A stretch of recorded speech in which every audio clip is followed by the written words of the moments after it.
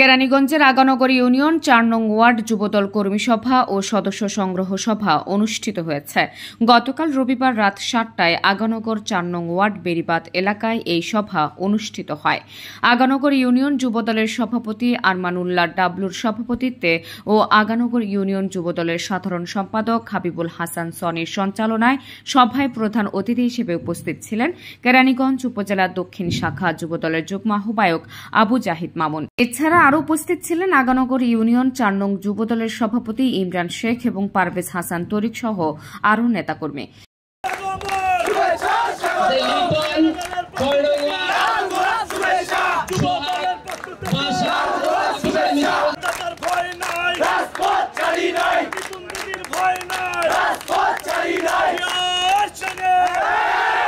এ সময় আগানগর ইউনিয়ন যুবদলের সভাপতি আরমানুল্লাহ ডাবলু বলেন, সামনে আমাদের নির্বাচন, এই নির্বাচনে যাতে কোন সন্ত্রাসী চাঁদাবাজ আমাদের এই যুবদলে না ঢুকতে পারে এটা খেয়াল রাখবেন।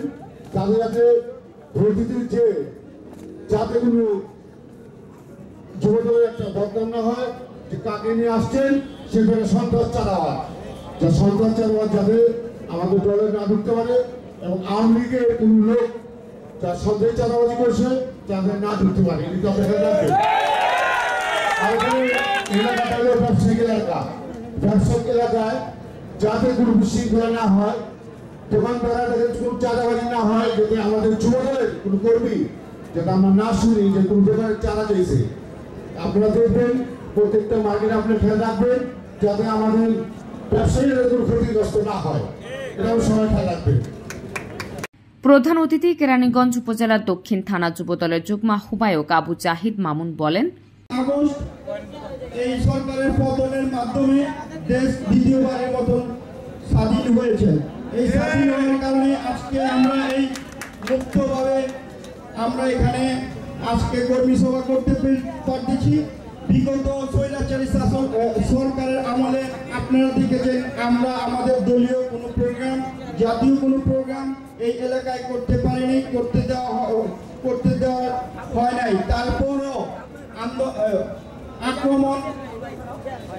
আক্রমণের পরেও বিভিন্ন আমাদের যে দলীয় প্রোগ্রাম দেওয়া হয়েছে আমাদের নেত্রী অ্যাডভোকেট নিপুণ রায় চৌধুরীর নেতৃত্বে আমরা সব সময় এই প্রোগ্রাম, বিক্ষোভ মিছিল এবং দলীয় যত প্রোগ্রাম দেওয়া হয়েছে সরকারের বিরুদ্ধে আমরা সফল করেছি। আপনারা দেখেছেন এই রাস্তায় আমরা একদিন একটি বিক্ষোভ মিছিল করেছি। এই বিক্ষোভ মিছিলের উপরে এই যুবলীগ, সন্ত্রাসী যুবলীগ, ছাত্রলীগ সহ সকল সন্ত্রাসীরা আমাদের এই মিছিলের উপরে অস্ত্রশস্ত্র নিয়ে হামলা করে। আমাদের নেতাকর্মী প্রাণ বাঁচানোর জন্য যখন এই নদীতে ঝাঁপ দিয়েছে তখনও তাদেরকে ছাড় দেওয়া হয় নাই। এই নদী থেকে তুলেও তাদেরকে উপর অত্যাচার করা হয়েছে। বিগত দিন দেখেছি এই এলাকায় ব্যবসায়ীদের উপর বিভিন্নভাবে চাঁদাবাজি, বিভিন্নভাবে তাদেরকে কিভাবে হয়রানি করা হয়েছে যুবলীগের নেতারা, সন্ত্রাসী ছাত্রলীগের নেতারা, তা আমরা দেখেছি। কিন্তু আগামীতে আমাদের যুব দলের নেতৃবৃন্দের কাছে অনুরোধ থাকবে আপনারা এই সব সময় এই ব্যবসায়ীদের পাশে থাকবেন, ব্যবসায়ীদের সুখে দুঃখে তাদের পাশে থাকবেন, তাদেরকে যাতে কোনো সমস্যা না হয়, তারা যাতে নির্বিঘ্নে ব্যবসা বাণিজ্য পরিচালনা করতে পারে সেদিকে আপনারা খেয়াল রাখবেন। পরিশেষে সদস্য সংগ্রহ ফর্ম বিতরণের মাধ্যমে অনুষ্ঠানটি শেষ হয়।